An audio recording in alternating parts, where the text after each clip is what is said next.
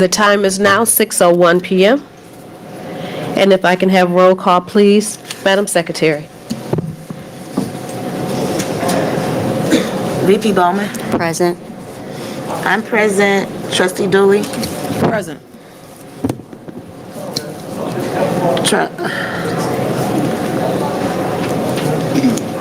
Trustee Gross. Oh, I'm here now. President Hannah. Present. Trustee Miller. Present. And Treasurer Terry. Present. We have a quorum. All right, thank you. If we can all stand for the Pledge of Allegiance, please. I pledge allegiance to the flag of the United States of America and to the republic for which it stands, one nation, under God, indivisible, with liberty and justice for all. All right, thanks, everybody. Sorry, thank you. All right, before we go ahead and get started with our agenda, I do want to take a point of privilege to address our audience and our community to discuss the matter at hand. I know there was some communications that have gone out this week, last week, on the end of last week, and I just want to go ahead and address what that is. So again, I thank all of you for being here today. We really do appreciate your attentiveness and your level of support and concern for our school district. We want to begin this evening by level setting. I want to make sure that the information that has been distributed from our board retreat, which was last week on Wednesday and Thursday, it was a very productive 2 days for our administration and our board to come together. We had a lot of information that was shared with us, ideas about where and how we see our school district moving forward. We totally appreciate the passion. We appreciate the presence of all of you that are here and those that may be watching from home. About our community and our staff, and we want to just make sure that the things that were shared, that they're clear. Before we proceed with our agenda, I want to give Dr. Leverett an opportunity to share and discuss with this group. But again, I just want to tell you that we do appreciate all of you reaching out, the emails that we've received. This is the type of support we expect to see from our community. This is the type of support and energy we want to receive, those that are behind us doing the best for our students. So, Dr. Leverett, I'm going to ask you to proceed. Thank you, Dr. Hannah. Good evening, everyone. As we've shared over the past few weeks, as an administration, it is our duty to always evaluate and look at all aspects of our district to ensure that we are growing in the right direction and focusing on our primary goal, which is to increase student achievement. It is also imperative that we stay abreast of the climate of education trends as a whole on a state and national level, including student enrollment. Twice a year, we have an opportunity to present to the board as an administration at our board retreat. These meetings are study sessions and working meetings. They are open meetings. No votes are taken, but rather this is a time for discussion, dialogue, and ideation sessions.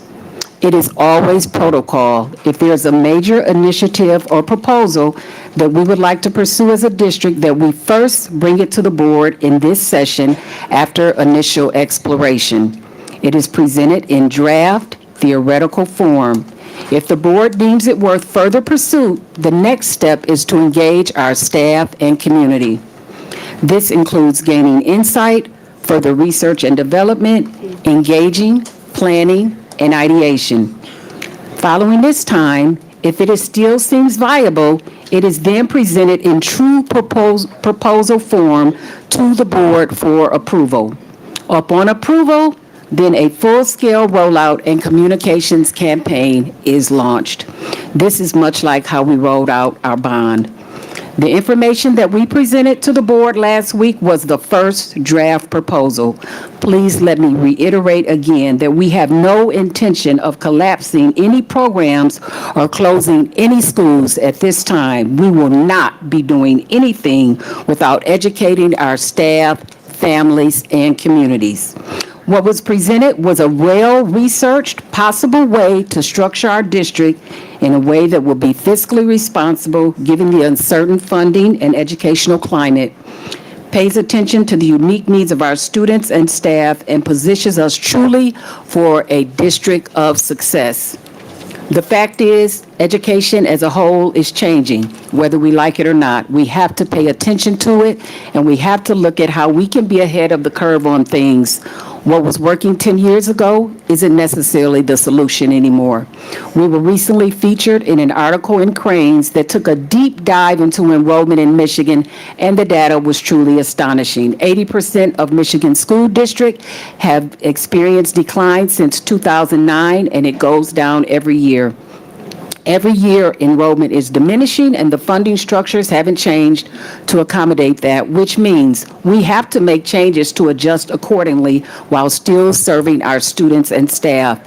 These ideas are put together with all of you in mind first. We look forward to sharing these concepts with all of you and hearing your input in the coming days and weeks as we continue with the primary goal of Pontiac School District is to increase student achievement. We cannot do this without all of you. So I again want to thank you. Your voice matters. I know that we have several people that are coming to the podium to speak this evening, but please understand, let's move forward in the spirit of collaboration and not division. I am a collaborator. I am a team player. All of us are here for the same reasons in this community. We want it to thrive. We want our future to be a viable one, and we certainly can't get there without you. So let's go forward together as a team. Thank you. Thank you. And we apologize that the information that was sent out was premature. If there was anything that we as the board or administration had to hide, then the meeting would not have been open.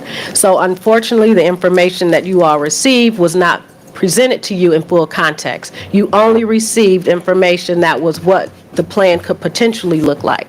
Nobody received the information as to why, where we've been, where we are. That was only the part as what it could look like for the Pontiac School District and community. So we apologize that this information was sent out in the fashion that it was.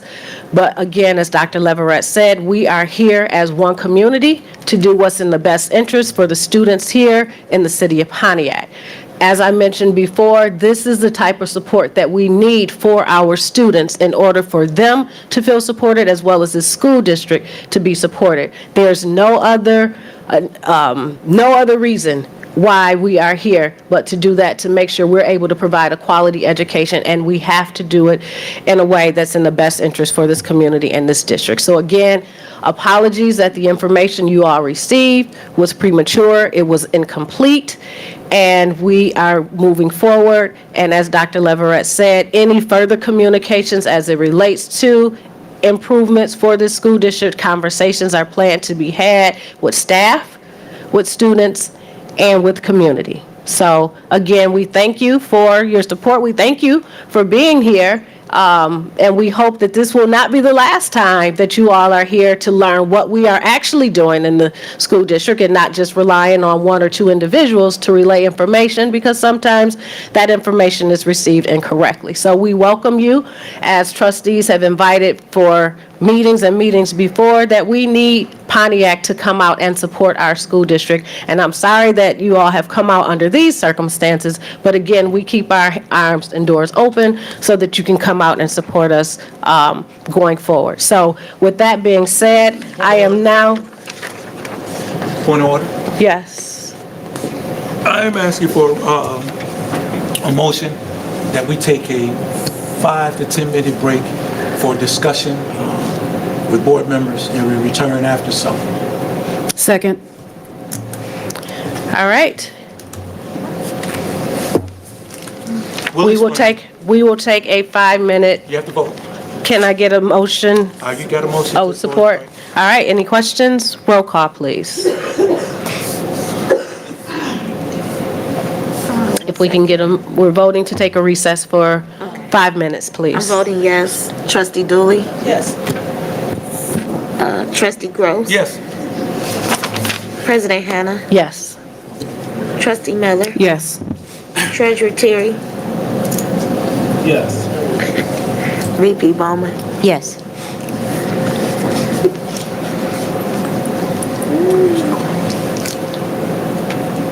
Oh, I'm sorry, that passes 7. All right, thank you. The time is now 6:11. We will return at 6:16.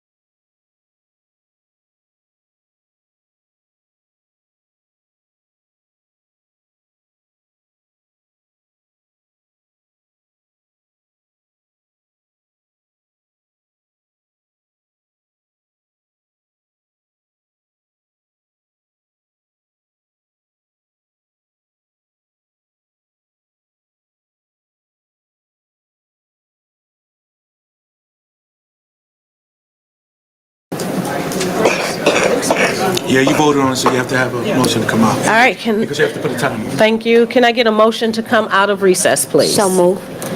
It's been moved by VP Bowman, supported by Trustee Dooley, to end our recess.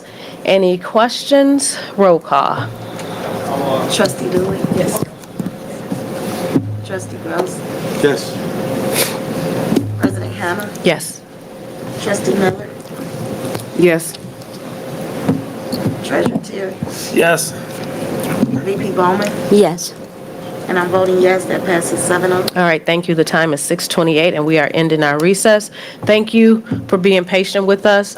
We were informed that there's another group that is outside wanting to come in, and so we want to be fair and accommodate everybody, but we do understand that there is a capacity limit in this space, and we cannot have any more people in this space, so we were trying to work out a plan so that we can accommodate those that weren't able to make it in. So we are going to open up WHRC to accommodate all the individuals that are still outside to go to the overflow so that they can still hear the meeting. For those individuals that are outside and they did want to speak, we will allow them to come back over during public comments so that they can share their comments, or they can call us to share their comments. But again, we're trying to be accommodating so that we can hear from everybody and everybody can be a part of this meeting. So we are asking Sergeant James and Sergeant Wheeler if they can inform our guests that are outside that we will make accommodations for them over at WHRC so that everybody can participate in this meeting. So now I got to wait for Sergeant Wheeler and Sergeant James to come and inform us how they would like to move forward.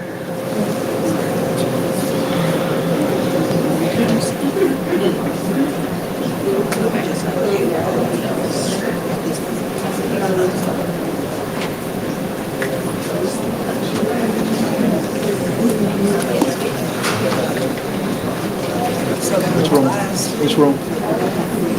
Which room?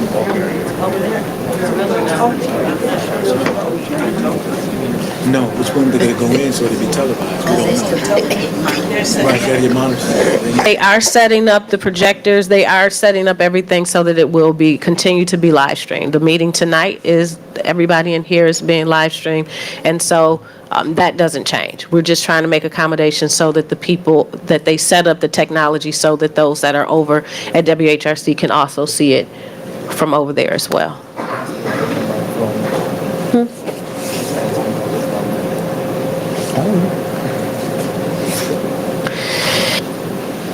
So thank you for your patience.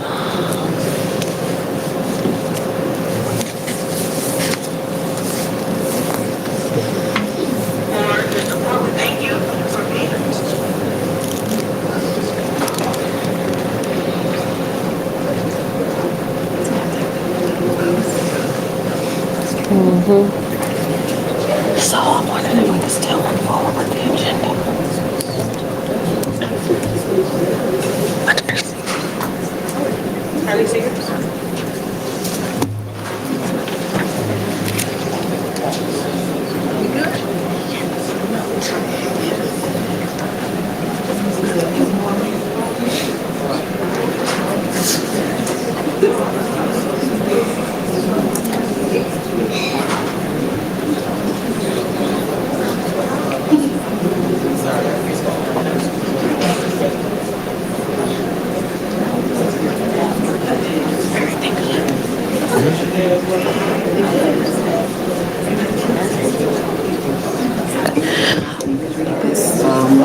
Before it's over, before the end, at the end of the meeting. All right, thank you again for your patience. We are going to go ahead, because I have not formally.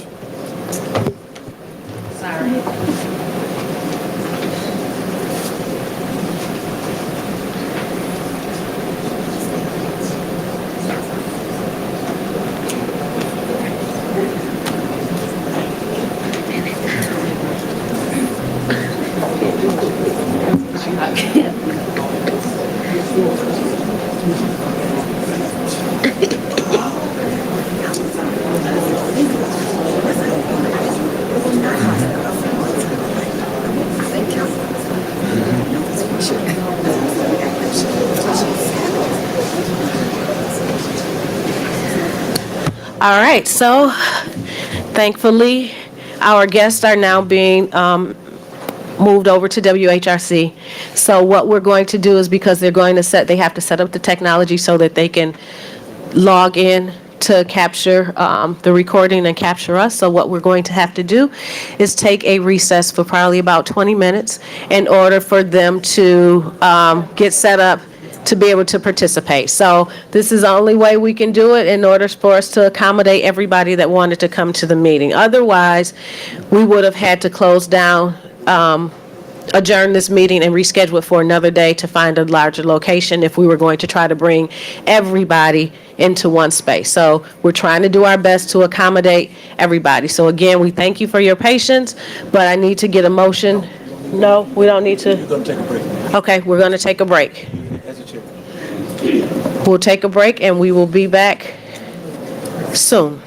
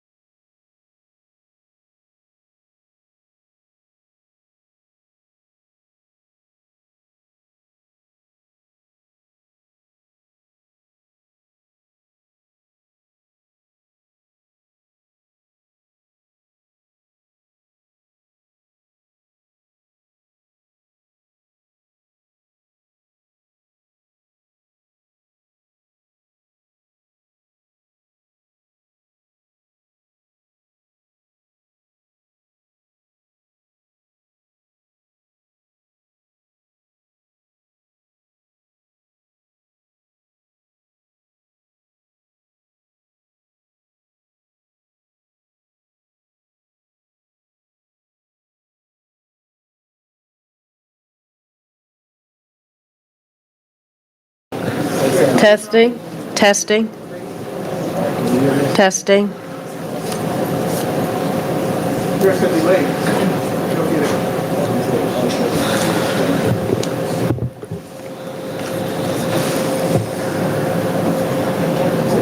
Testing, testing, testing.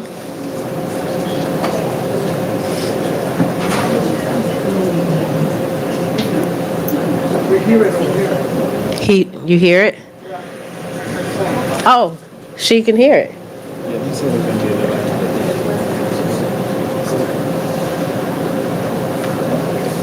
We good? All right, we good? Yep.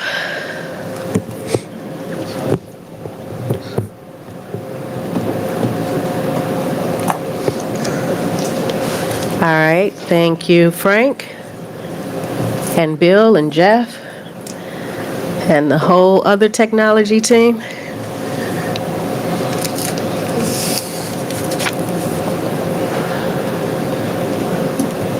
All right, we are going to move forward and proceed with our meeting, our agenda. If I can get an approval, before we do an approval of the agenda, I need to amend our agenda for tonight. Trustee Gross has moved.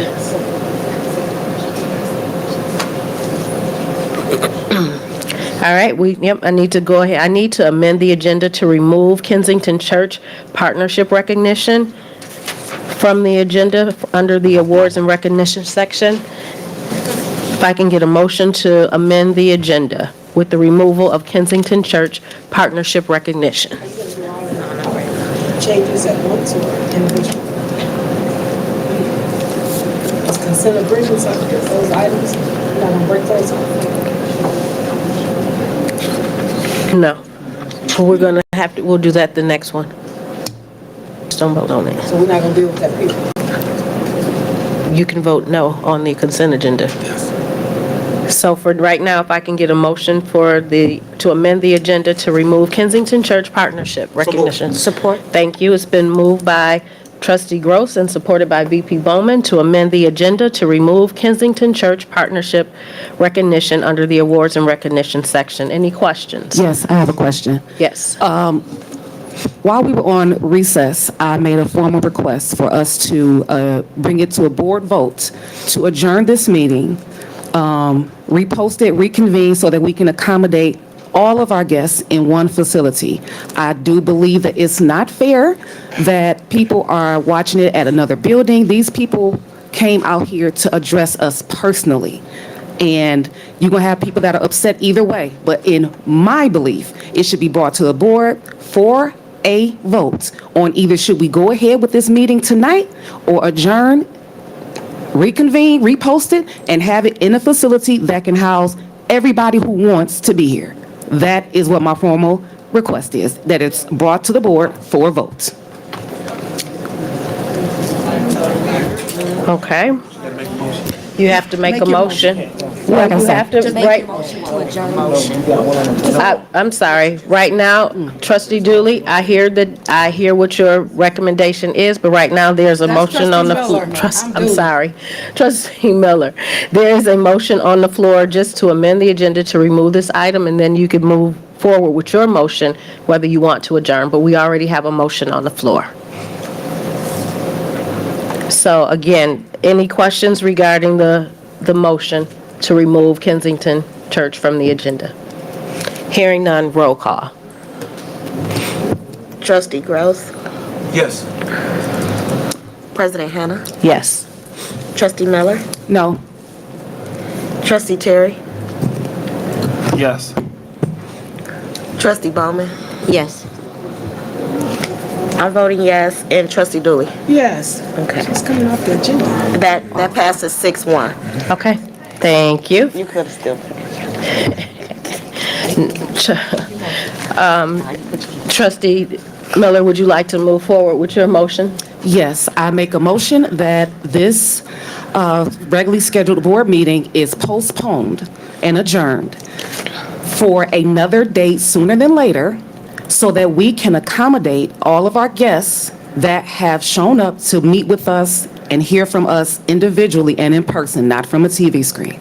That I'm making a motion to bring it to the board for a vote, to adjourn this meeting and Support. reconvene. Thank you. Okay, it's been moved by trustee Miller and supported by trustee Dooley to adjourn our meeting for tonight and reschedule it for another day where we can accommodate all members of the community to join our meeting. Are there any questions? Treasurer Terry. Yes, just looking over the agenda specifically, is there any items, I guess, that we need to address currently versus postponing another week? That's just my question. I need to get these. Yes. The finance items by Pete. Attorney Seegers? Yes, and the tentative agreement with the food service workers, there's a deadline in the agreement to start the payroll component of it by today. Okay. Okay, any other questions or comments in regards to the motion? Trustee Dooley, yes. I would disagree for our finance Pete to go forward with his because I've yet to see a budget. Okay, my comment in regards to whether we postpone it, and this is why we had the conversation before. We know that it was impossible for us to accommodate everybody tonight. So in order to accommodate the best that we could, this is why we tried to set up the arrangements across the hall. Yes, it would have been great for everybody to be in one space, but we understand that there's a capacity in here as to why we could not. So in order, and not to have to send people away or to prevent us from having to cancel the meeting because everybody came today, we tried to do what was best for the time for tonight.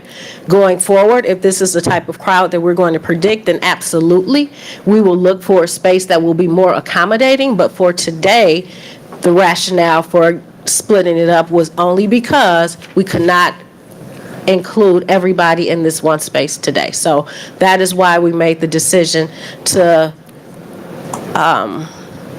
utilize the space at WHRC to All should accommodate be the other inclusive. people. All should be So- inclusive for anything that's involving what we're discussing for this district. And being inclusive does not include watching it from across the street in another building from a television screen. That's not feeling inclusive when you showed up here tonight. That's just my personal opinion. That's why I asked for it to be brought to the board. And as far as things that we need to vote on right now, if it has to be voted on today, why are we waiting until the last minute to present something that has to be voted on today? What if we didn't have a quorum today?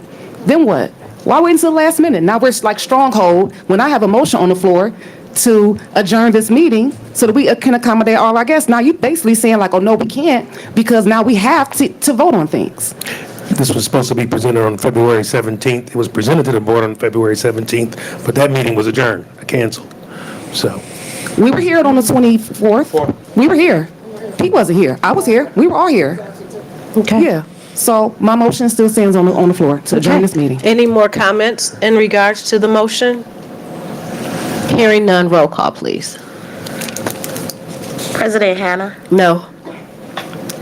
Trustee Miller, Yes. Trustee Terry, No. VP Bowman, No. and, No. okay. And I'm voting no only because of the fact that Let's we vote. gotta You have to vote. You have to vote. Okay. Let's vote. And Trustee Dooley. I'm voting no again. I'm voting no because we have been asking for documents and I will not be able to vote on anything they do tonight. So it's a no. No, I want to adjourn, but it's, yes, I'm sorry. But I still can't vote. And Trustee Grove. Yes. Okay. That's what. That passes 5-2. Thank you. No, 4. Well, what's your 4-3? I'm sorry, where I'm at, y'all, I'm sorry. 4-3. Okay, thank you. All right, moving down the agenda. Good evening again, elected officials. Consent agenda, can I get a motion on the floor to accept the consent agenda? I mean, I should. So moved. Can I get a motion on the floor to accept the consent agenda? So moved. Support. It's been moved by VP Bowman and supported by Treasurer Terry to accept the consent agenda. Any questions? again, I wanted those separated, unless I'm misunderstanding those consent agreements. There are some items contained in that information that I disagree with. Okay, that's one. Okay. Any other questions? I also want to go on record that it's something in there talking about a forensic audit. We have not had any audits in the last 10, 12, 13 years. I want to be on record for that. Roll call, please. I'm sorry, this is our, Consent agenda. We're approving the consent agenda.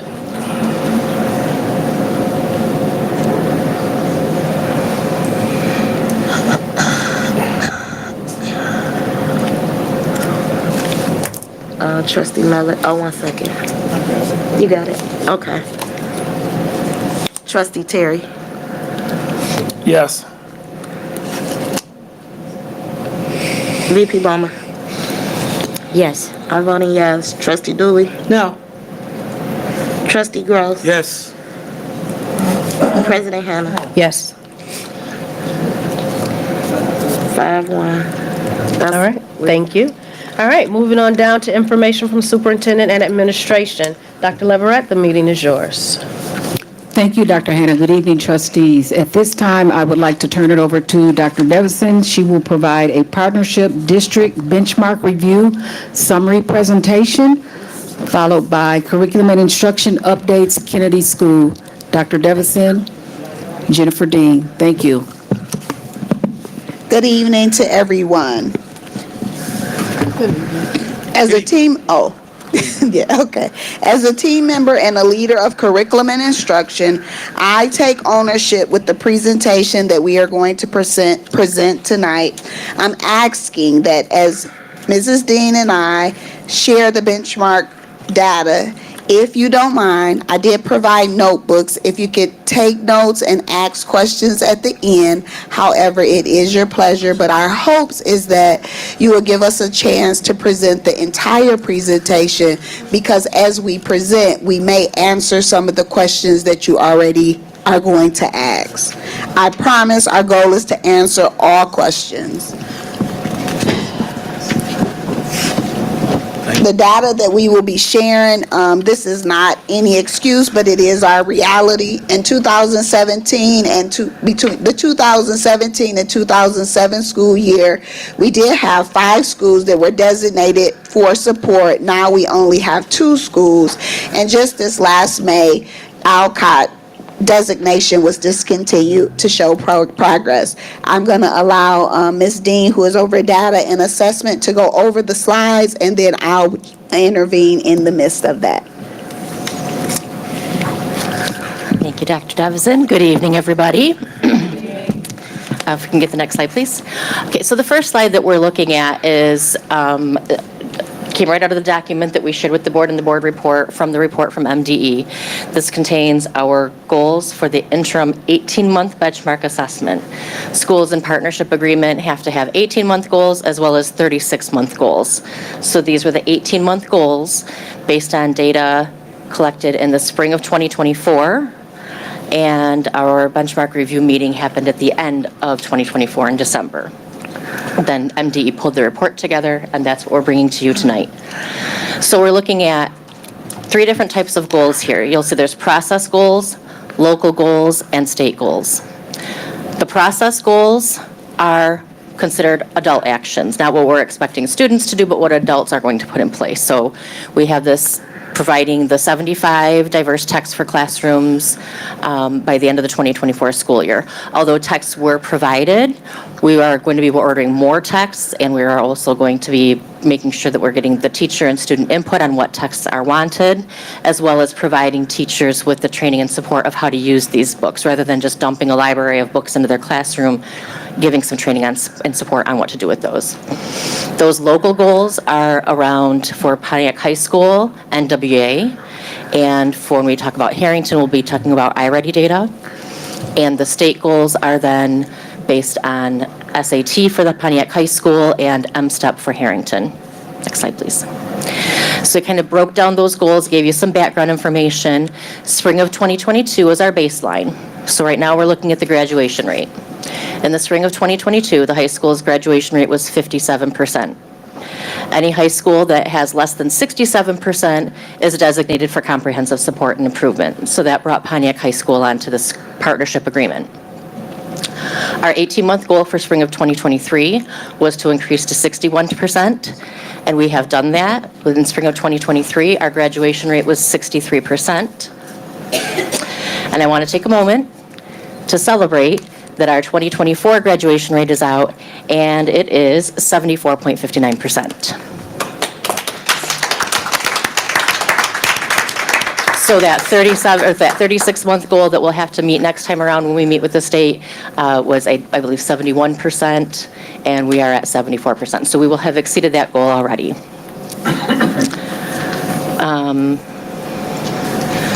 The next slide, please. Then we're looking at Pontiac High School. Again, our baseline data is shown here from when the partnership agreement was entered into. I also included our spring of 2024 18-month goal, what our results was in spring of 2023, and the results in spring of 2024. There are SAT proficiency goals, as well as NWA growth goals. I want to take a minute to talk about things that the high school has put in place since then. In the high school, all of the schools come here and they present. They present their data, they talk about what's happening with their students. When they talk about their MyKIP goals, those MyKIP goals are the school improvement goals that all of these plans and goals are based on. So we've heard from the schools and what they're doing, but just to take a minute to highlight some of that. At the high school, they've taken a really big push of interdisciplinary literacy.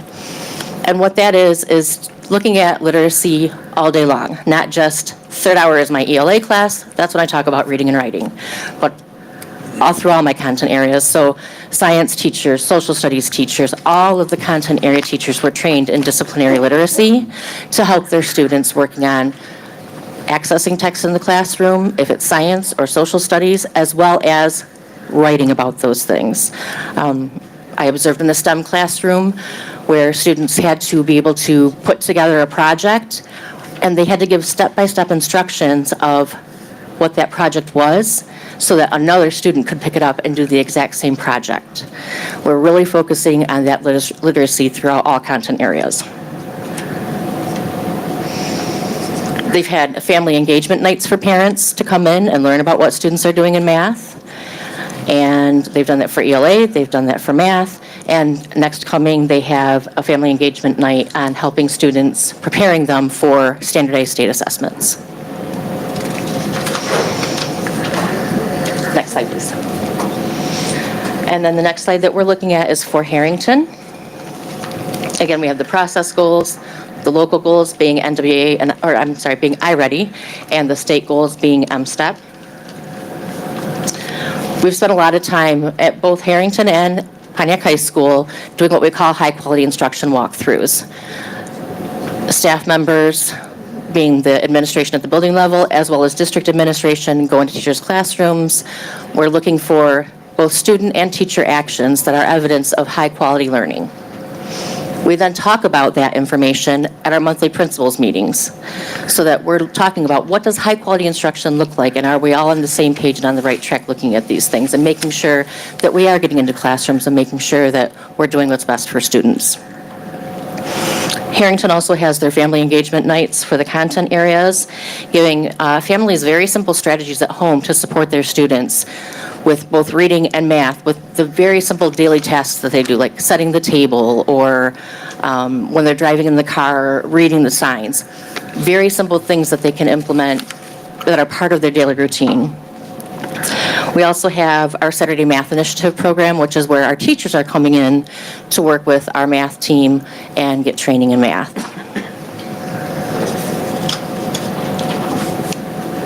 Next slide, please.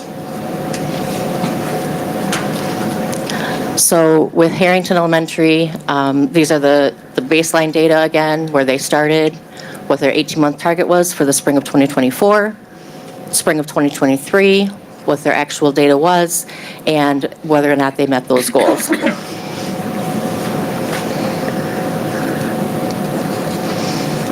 With our winter assessment, I also want to point out that we had, with ELA, 31% of the Harrington students are on track to meet their stretch goals. So we have a yearly goal that all students make, then we give a stretch goal, because we say, if we have a student who's working 2 or 3 grade levels behind, we need a stretch goal in order to help them make the progress faster.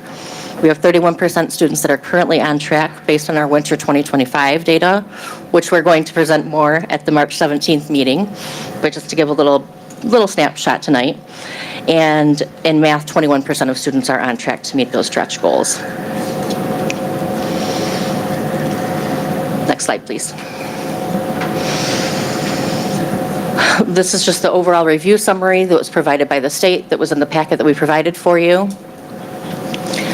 Looking at the process benchmarks, the local, the state, and also the school index. And so I've come to you before and I've talked about school index reports where we look at student proficiency, we look at student growth, we look at graduation rate if it applies, we look at attendance if it applies, we look at school quality indicators, how many students are chronically absent, what course offerings do we have for students in AP learning, honors classes, all of those things come together to create a school index score.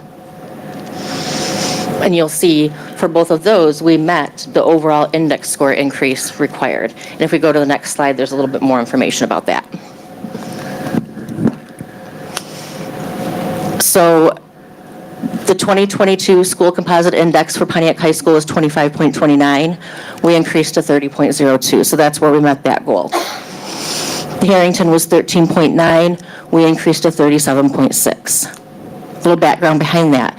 In 2022, we weren't measuring student growth because we didn't test for 2 years because of the COVID closures, so we didn't have student growth to look at. Coming into 2024, student growth became a factor again, and we see those increases in the school index scores with that student growth coming in, showing that our students are learning, just when they're, further behind grade level. It's going to take a little bit longer to get them up to that proficiency level. Another thing that I want to address here is there's some language about schools coming off of the partnership agreement and not being given the CSI identification. In the first round of partnership schools, the state realized that we've given these schools support. We give them financial support, partnerships with universities, partnerships with Oakland schools, additional additional grant opportunities. But as soon as we take that CSI designation off, all of that support goes away and the schools come back to us. So MDE changed the metric that you have to meet a certain proficiency increase both years. So for both the 24 testing and the 25 testing cycle, you have to have a proficiency increase. So when we see schools not coming out of CSI, we can meet all of our 36-month goals, but having not met that CSI comprehensive support is their way of making sure that they're not pulling all of those supports out from under the rug. Our partnership agreements have truly been, thank you, yes. Excuse me.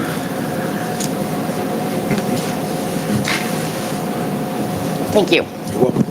Our partnership agreements have truly been a spirit of partnership. When we think about back in the day, if you were a turnaround school or a focus school or any of those designations, it came in with the kind of a level of threat, a level of blame, and that's not the experience that we're having with our partnership agreements, both in our first cycle and this second cycle. We get a lot of support, we get a lot of partnership, we get a lot of collaboration from all of our partnerships and stakeholders. So with that said, MDE said, we're not just going to pull the rug out from under. If we're seeing some improvement, great, but we want to make sure that that improvement can be sustained. So if we keep you on a little bit longer, it's that we can continue to provide those supports that are needed to make sure that once we truly do pull that comprehensive support away, everything that you're doing is sustainable. So I just wanted to go over that and highlight those factors. And now I will turn it over to Dr. Devison to talk more about next steps and our partnership agreement positives.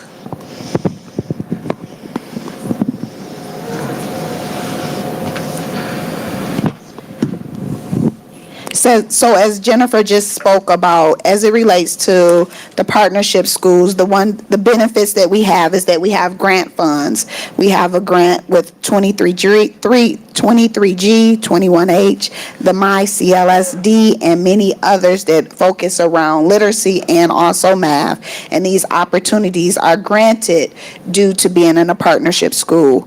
Also, opportunities existing in grants such as RAG funds that allow us to do additional work. Partnership agreement liaison, we have a relationship with Oakland Schools, we have a relationship with Oakland University as it relates to the partnership, and that is all because we are a partnership school. We meet monthly with the district to offer guidance and support. That's by way of Oakland Schools and also Oakland University. We provide frequent updates on resources available and resources needed with the Michigan Department of Ed. Next slide.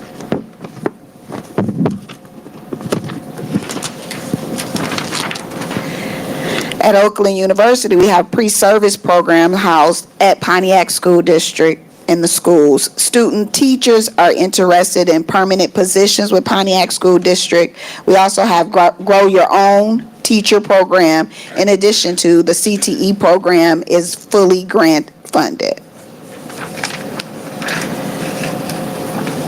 Oakland Schools is providing regional assistant grant, and with that regional assistant grant, we have a person that we work with that works with the building administrators, the curriculum and instruction department leads, and also myself, and she meets with us consistently and constantly.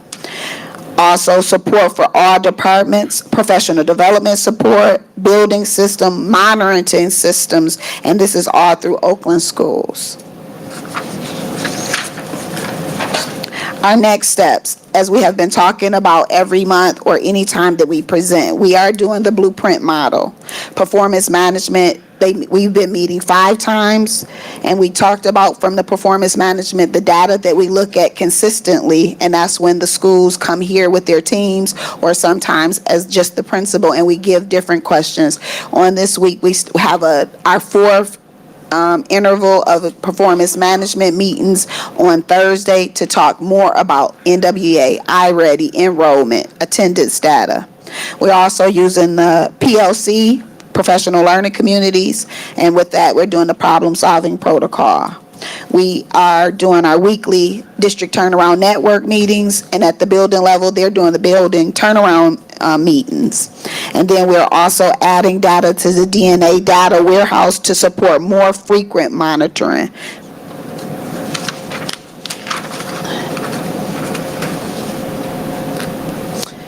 Now, the percentage of students scoring at or above the grade level norm for NWEA reading has increased from 35% to 39% from winter 24 to winter 25. For the percent of students scoring at or above grade level for NWEA math increased from 24% to 29%, which is 5% from the winter 2024 to 2025.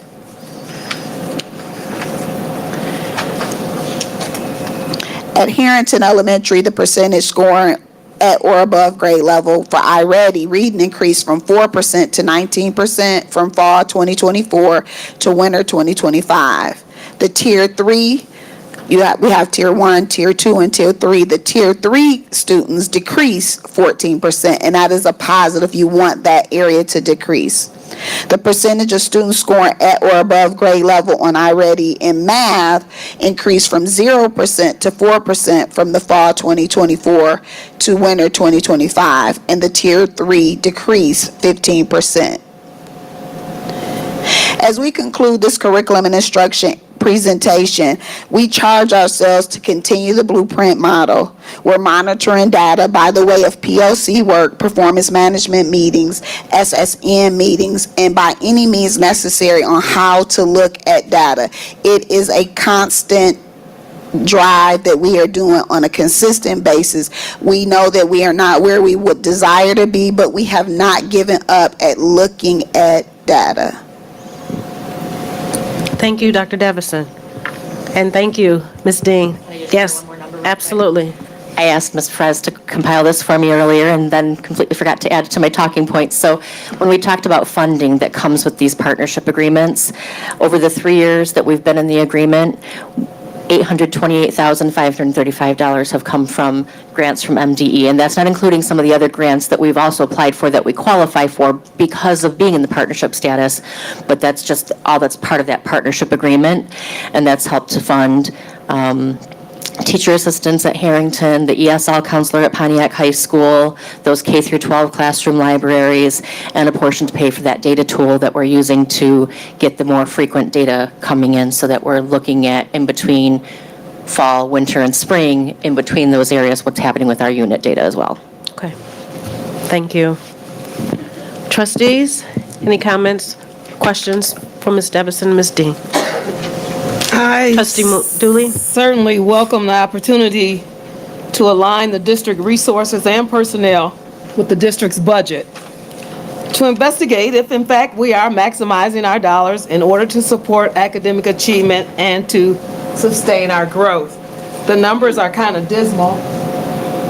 And at that point, we have 75% graduation. What is the GPA, grade point average, for the average 12th grader out of that 75%? So I know that you asked us that last time. The average GPA for ITA was 3.22, and the average GPA for the high school was 2.2.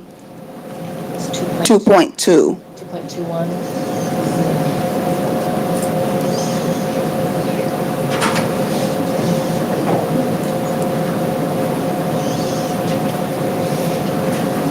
Any other questions, Trustee Dooley? All right, thank you. Any other questions, comments?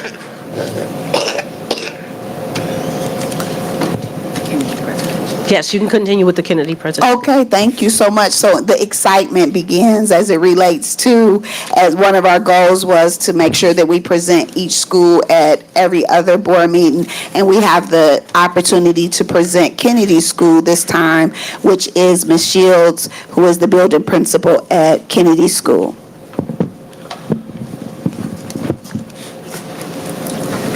Thank you, everybody. I'm so happy to present Kennedy School to you. My name is Sabrina Shields, and I'm the proud principal of Kennedy School. I'm going to go over some general demographics about Kennedy. I'm going to talk about some instructional updates. Just tell you about what goes on in Kennedy overall, and talk about how we gather data, and talk a little bit about our students. So enrollment for Kennedy, we are actually housed in one building where we have the Owen Elementary, and then Kennedy is housed within that building. So there's two schools within one building. We have 92 students. There's 2 tracks in our building. We call our 180-day students, and those are students with moderately cognitive impairment. And then we have our 200-day students. Those students have more severe disabilities. They have severe cognitive impairment, severely multiply impaired. We have students with autism. All the eligibilities we have at Kennedy are moderately cognitively impaired students, mild cognitively impaired, severe cognitive impaired, severe multiply impaired, and students with autism. Our demographics, we have 64 male students and we have 28 female students. We are fortunate. We start at age 3. I call them our itty bitties. So we have our 3-year-olds all the way up to ages 26 within our program. We have 2 preschool students, our K through 12, 37 students, and then our adult transition program is 53 students. Next slide, please. And this is where the beauty happens, our Kennedy programming. Like I said, we have students ages 3 to 26. We have what we call our work-based learning program, where we partner with Oakland Hope, Peace Academy, New Mount Moriah, and our district site, where our students in the post-secondary program go out and get job experience through volunteerism with a job coach. So they're actually able to go out into the community and work in a volunteer capacity. We call this our adult transition program. We also have what we call community-based instruction. That's where students with disability get a chance to go out and visit places in our local community to help them with their adult skills. We also have what we call the PAYS Lab, and that is a program that is like an assessment program. It has 5 different types of capacities where students they are assessed, they express their interest, and it's a lab where they get a chance to build skills as well. We're proud to say that we have, with 92 students, we're really fortunate that we have good communication with our parents. We talk daily. Dr. Devison was our former principal, so she can tell you how we talk with our parents on a daily basis. They call our cell phones, they call up to the school, and we have a really, really good relationships with our parents. One of my goals for Kennedy School is to continue with our micro-business implementation. What I know about Kennedy School and what I know about special education is that between 70 and 80% of students with significant disabilities face unemployment. So I want to take a look at different models in terms of skill building. I want to look at entrepreneurship, micro businesses, and I'll talk a little bit about the one that we have currently that we've been doing for years and the community is involved.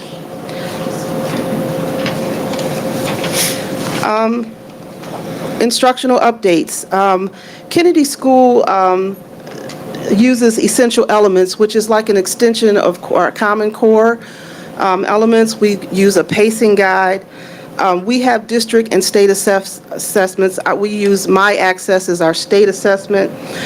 One of my goals is to take a look at the Brigance assessments and have 100% of our teachers to use the Brigance so we can follow our students all the way from 3-year-olds with the early development assessment up to age 26. We also utilize Magic School AI implementation. I can thank Dr. Devison for that because when I was a teacher at Kennedy, she brought that as a professional development. So I provided a professional development. So we're using AI at Kennedy, and I'm proud. We also have PLC meetings, professional development. One of our professional developments early on, where I brought some of my manufacturing expertise, and we did some lean manufacturing concepts in schools. So we did lean schools training for our teachers so we could look at how to be more efficient and effective in the classroom. We also do benchmarking. We've had teachers go out to different districts to take a look at what they're doing so we can be proud of what we do, but also learn what other districts are doing in terms of instruction. Our curriculum for our post-secondary is called Teach Town. That's a transition to adulthood curriculum where we used evidence-based software, video modeling, task analysis, computer-based lessons, and this is for our moderate to severe population. Next slide. Attendance. Average attendance for our 180-day students is 82.13%. Our 200-day students, 66.32%. I want to go back to the first bullet point to talk about some of the barriers that we have for our students with more significant disabilities. If you think about, some of the severity of our students, on half days or inclement weather, we have students that use wheelchair. They use wheelchairs. So if we have a half day, these parents have to get these students fed, either tube fed or fed. They have to get them dressed. They have to put them in chairs, and then they come to school at 7 o'clock. And then we dismiss at 10. So that sometimes becomes a barrier for some parents. So we're taking a look at ways that we can help support these students with the barriers that they have with more significant disabilities. Across both our tracks, 21% of our, or 22% of our students have less than 5%, and we have 3 students who have perfect attendance, and they were honored with Joel Lunghammer. I hope I pronounced that right, where they came out and presented them with substantial amount of money for those perfect attendances, and we were very, very proud of that. Our count day attendance, 87%. We had 13%, and we just listed some of the reasons why students didn't come. They were sick or medically excused, or had other excused absences. Last but not least, I want to talk about our celebrations at Kennedy. We do a lot of celebrating. We have a wonderful culture of teachers and parents and students.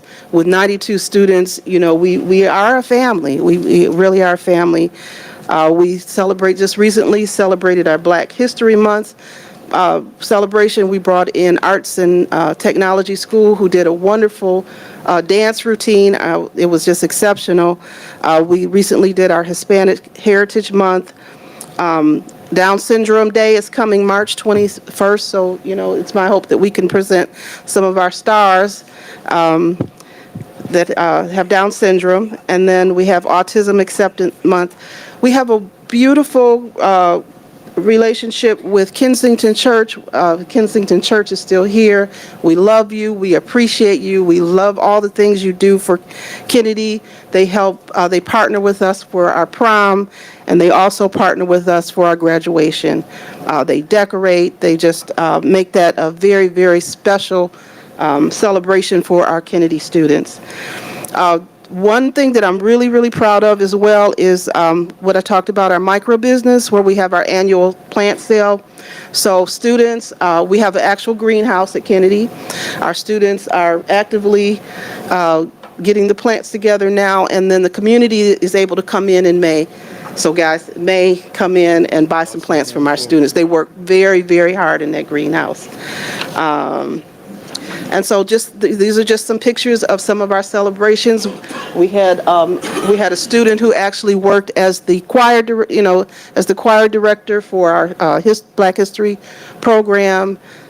We had a king and queen, just some pictures of our prom, and some of our other activities. So with that, thank you. I appreciate all of you. Is there any questions for Kennedy? Trustees, any questions? All right. Thank you very much. I don't have a question, just a comment. And thank you so much for being the principal over at Kennedy with that special group of students. They definitely need someone to continue to look after them and push forward from after Dr. Devison formerly being the principal. So thank you so much for working with our special students. Oh, you're very Appreciate welcome. it. It's my pleasure. Yes. Thank you. Thank you so much. That concludes our report. Okay, thank you. All right, continuing down the agenda, Dr. Leverett. Thank you. At this time, we'll have discussion and action. E-rate network electronic switching partial refresh. We have the E-rate bid, basic fiber maintenance, Jeff and Sydney. Thank you.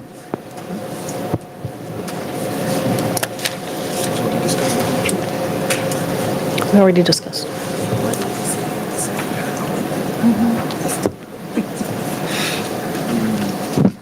Good evening. As we talked at the last meeting, we have two projects coming to the board for their consideration.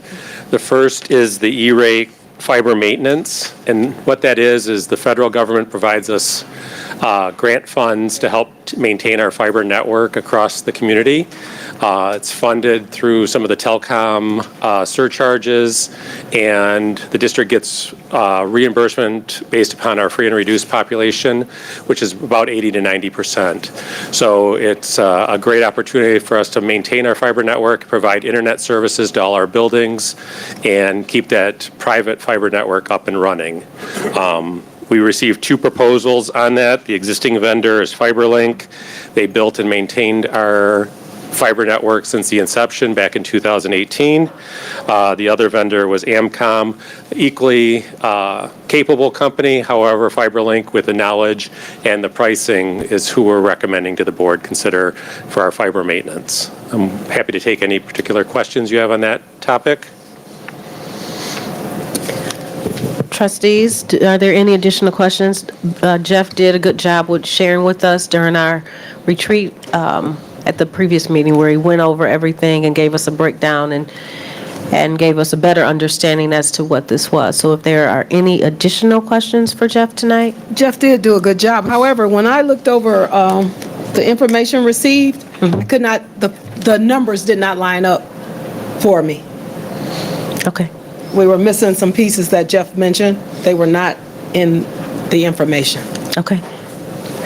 Did I see another hand? Did you have anything, Secretary? Okay. Any other questions or comments? All right, thank you. Would you like me to move on to the second item? Yes, please. The second item is the E-rate network electronic switching partial refresh. Again, this is coming from the federal government's E-rate program. We're using up the 5th year of that program to do a partial switch refresh of about 29 switches, which is the backbone for all of our internet communication across all of the buildings. And those switches will be dispersed in a couple switches in each building. We had 3 responses to our RFP, Inacomp, Auxium, and Nerds Express. Inacomp was the lowest qualified bidder, so that is who we're recommending for that project. Sorry. Again, any other comments or questions for Jeff? All right, thank you, Jeff. Thank you. All right, moving on down the agenda for action items for the approval of the E-rate network electronic switching partial refresh. Can I get a motion, please? So moved. Support. It's been moved by Trustee Gross and supported by VP Bowman for the approval of the E-rate network electronic switching partials. Any questions?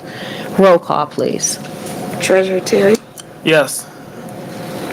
VP Bowman, Yes. I'm voting yes. Trustee Dooley, No. Trustee Grove, Yes. President Hannah, Yes. and that passes 5-1. All right, thank you very much. Moving down to the second action item for the approval of the E-rate bid, basic fiber maintenance, self-provisioned fiber cable.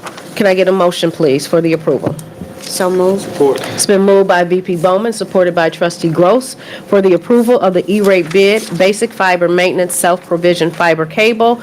Any questions? Roll call, please. VP Bowman, Yes. I'm voting yes. Trustee Dooley, No. Trustee Gross, Yes. President Hannah, Yes. and Treasurer Terry. Yes.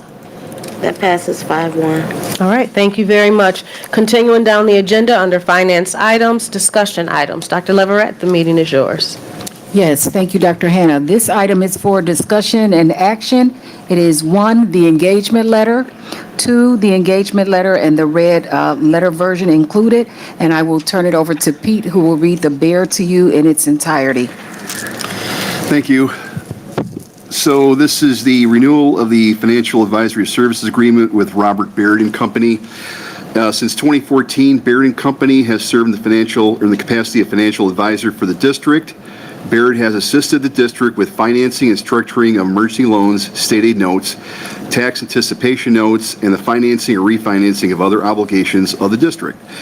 Baird will continue to assist with the SANs and TANs, as well as any potential issuances of school building site bonds and any other short-term or long-term indebtedness as the district continues to evaluate various financing options, including the extension of the sinking fund millage.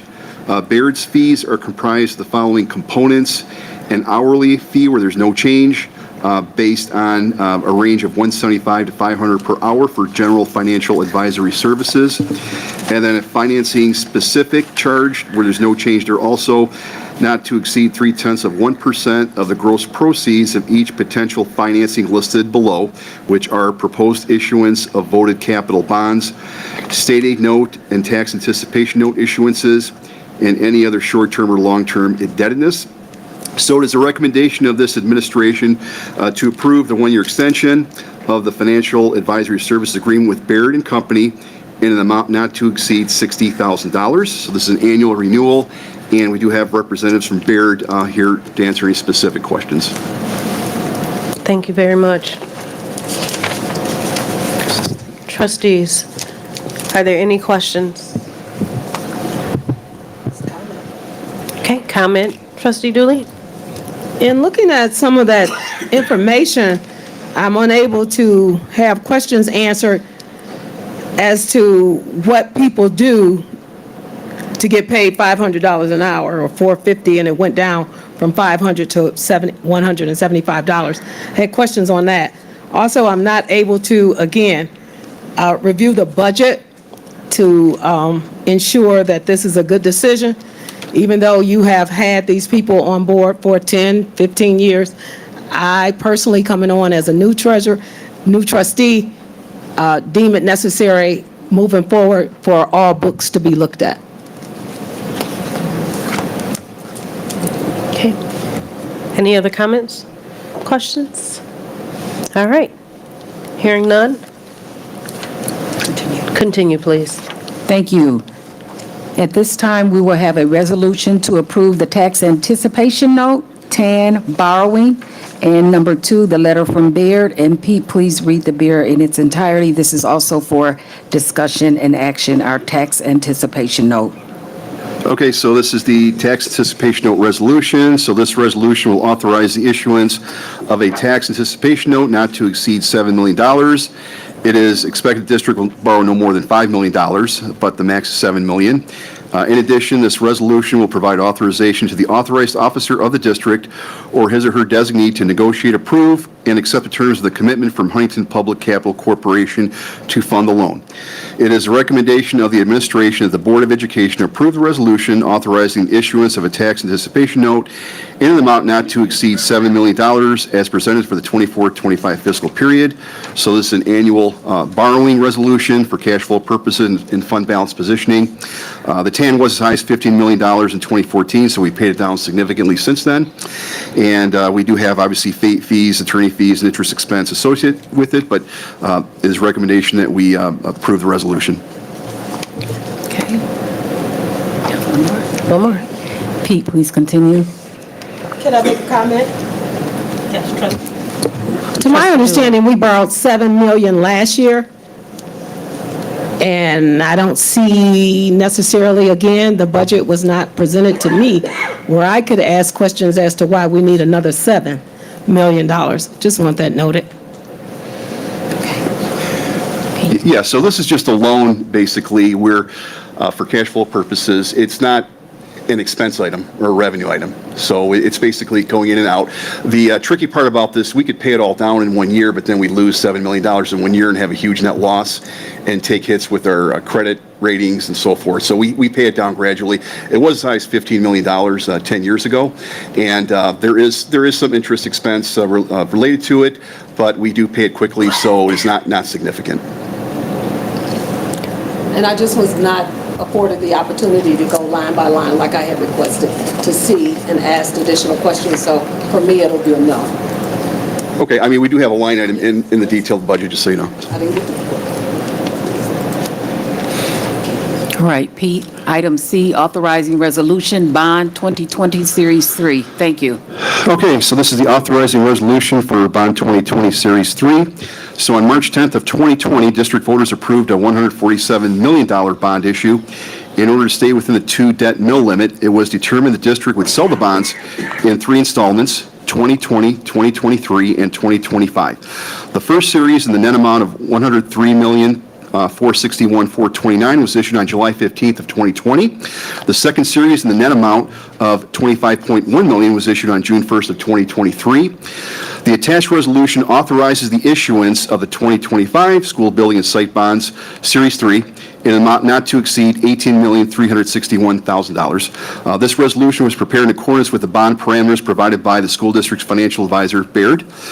And so it's a recommendation of this administration, the board adopt the resolution authorizing the 2025 school building and site bonds as presented. Again, this is for cash flow purposes to keep our bond projects funded. And it is according to our original bond schedule that we do it in 2025. And again, we have representatives from Baird if there's any more specific questions. Item D, 2024-25 budget amendment number 1. Pete.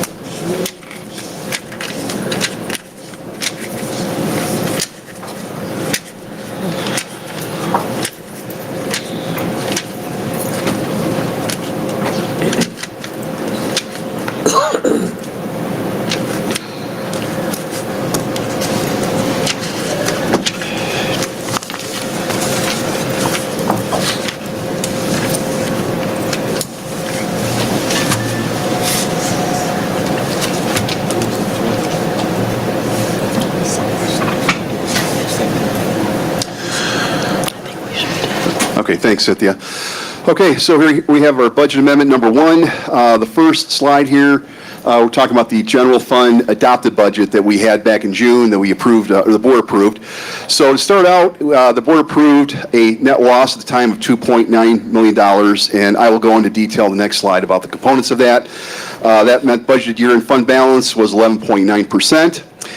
We had 3 major assumptions back in June that we based the budget on, with non-grant funded vacancies, 21.50, and some wish list items, the principal wish list items, about 17.57 FTEs. So total cost there was about $3.2 million that was included in that original budget. Then we also had 6 new positions included in that budget, 3 for facility supervision, that'd be ground supervisor, custodian supervisor, maintenance tech. We had a social studies academic advisor, a CTE counselor, and an executive secretary of finance that we had in the budget also. We also had steps for all eligible staff and the wage formula increase of 2.57%. So the total, a little over 5%. Cost of that is about $3 million. So those were the major assumptions in the original budget. So we go to budget. Sorry, budget. Could we go to the next slide? Go back. There's a couple.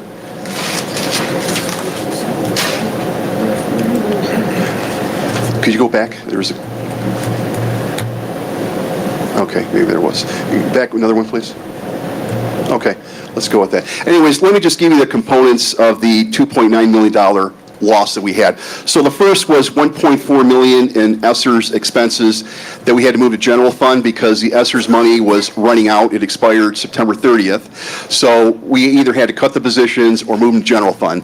And those positions were the 17 building subs, which was $1.2 million, and we had $200,000 for the 2 Oakland Schools tech assistants. So that was $1.4 million. Then we had about $1 million in Title I teachers' compensation that, again, was no longer covered by Title I. It had to be moved to general fund. And then we had the $600,000 for those new positions that I just referred to.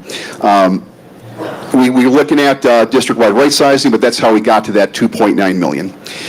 You can stay on that one. So the good news is that we have improved our financial position by $715,000. So our net loss is going now from 2.9 to 2.2 million. Could you go another slide? Yeah, right there. So there you see the improvement of $715,000. That's good news. So we're making progress. Our amended budget fund balance now is 12.5%. Just a caveat, the tax anticipation note is $7 million, so that is in that fund balance. It sort of props it up, so if we were to take that out, our fund balance would only be $7.5 million, or 6.5% of operating expenditures. Now, obviously we don't have a schedule. We have to pay it down all at once. We're going to do it gradually, not to exacerbate any net losses, but that just gives you a truer picture or fund balance. 5%, obviously, fund balance is the early warning threshold. The state of Michigan starts looking over your business and taking over your jurisdiction in some capacity. So in terms of the breakdown of the budget amendment, so general fund revenues didn't increase by much, $41,000, but we did have a lot of moving parts that kind of offset each other. So the first thing we had is an increase in our MEPSRS reimbursement revenue, about $500,000. That's because we're just getting more funding from the state for MEPSRS. We had an increase in expected interest earnings. That's because we budgeted, we were expecting interest earnings or interest rates to go down. They haven't really gone down much, so we're getting more of a windfall, which is good. Increase in lease receipts for Felt Center, Wisner, some other buildings compared to what we had before. And an increase in our P-18 county special education tax via Oakland Schools. So those were all increases to revenues. There were offsetting decreases, though, that ate up most of those increases. So the biggest one being a decrease in projected property tax revenues of about $677,000. That's due to those July Board of Reviews. Physicists appeal their taxable values, try to get a lower tax bill. So that results in decrease to the revenues. Also a slight decrease to special education categorical revenue. This could potentially be restored in the spring. We're waiting for the state on this, but as of right now, that is a decrease for that categorical.